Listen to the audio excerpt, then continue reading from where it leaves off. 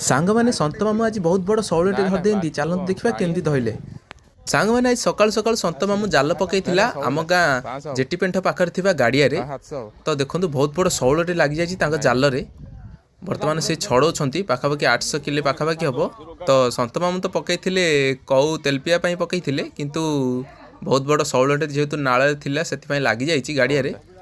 पाखापाखि 300-400 टका केजी अच्छी बर्तमान 16 केजी जीवंता 16 केजी जहाँ लग जाए बहुत भल कथा तो ये भाई जनक नौ बाल्टी देखापी शौल थोयापी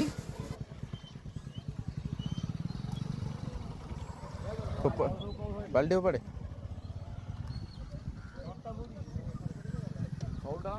शौलटा 500 700 बेसी जोर चिप नहीं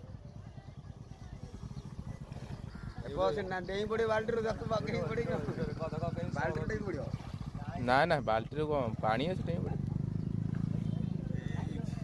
तो ये माछ वीडियो देखापी आम चैनल को लाइक और सब्सक्राइब कर रखि था।